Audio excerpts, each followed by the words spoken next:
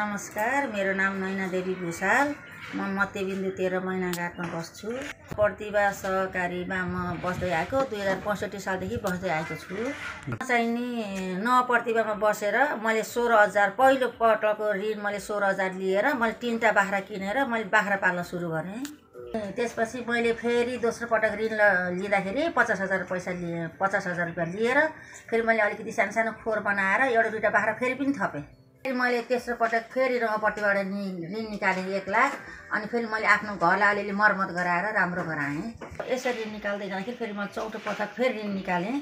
फेरि चौथो पटक ऋण निकाल्दाखेरि मैले 1,70,000 ऋण निकालेर अनि बाख्रालाई अलिकति लगानी पनि लाउनु पर्यो। बाख्रालाई लगानी पनि लाएर प्लस मैले बाख्राको खेतमा घाँस लगाउँला कृषिलाई पनि मैले लगानी लगाएँ।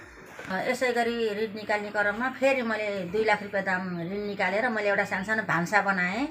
अनि त्यो भान्सा नि हजुरले देख्न सक्नुहुन्छ, राम्रो भान्सा बनाएँ। त्यहाँबाट फेरि बाख्रालाई पनि अलिअलि लगानी गरेँ। यसरी निकाल्दै जाने क्रममा फेरि मलाई खोर राम्रो बनाउन मन लाग्यो, व्यवस्थित खोर बनाउन मन लाग्यो। अनि फेरि मैले 3 लाख रुपियाँ निकालेर राम्रो व्यवस्थित तरिकाको खोर पनि बनाएँ। र त्यसमा बाख्रा 30-35वटा बाख्राहरू थिए। अहिले हालमै मैले थुप्रै पाठाहरू खसीहरू बेचेर अहिले 15-20वटा बाख्रा छन् मसित। यतिखेर अलिक घाँसको समस्या भएर मैले बाख्राहरू हटाएर अहिले 15-20वटा बाख्रा राम्रा छन्। यही काम गरिरहेको छु नवप्रतिभाबाट पैसा लिएर। यसरी मैले नवप्रतिभामा पहिले सुरुबाट 16,000बाट 50,000, 50,000बाट 1.5 लाख, 2 लाख गरी मैले 3 लाखसम्म ऋण निकालेँ। अनि मैले राम्रोसित सदुपयोग गरेर ऋण तिर्ने गरेर मैले बाख्रा पालन राम्रो प्रगति गरेछु।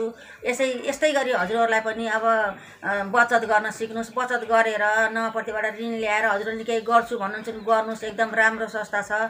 मैले पनि आजसम्म गरिरहेको छु, भोलि पनि म गरिरहने हो। हजुरहरूले पनि नवप्रतिभालाई एकदम राम्रो सहकारी संस्था हो। राम्रोसित हजुरहरूले पनि ऋण निकाल्नु, बचत गर्नु, बाख्रा पालन गर्नु, भैँसी पालन गर्नु, सबै कुरा हुन्छ। हामी देश विदेश नै दौडिरहनु पर्दैन। हामीले घरमै बसेर पनि हामीलाई संस्थाले सहयोग गर्छ। हामीले सानोबाट ठुलो हुन सकिन्छ। मलाई आज नवप्रतिभा सहकारी ब्याङ्कबाट मलाई धेरै राम्रो भइरहेछ।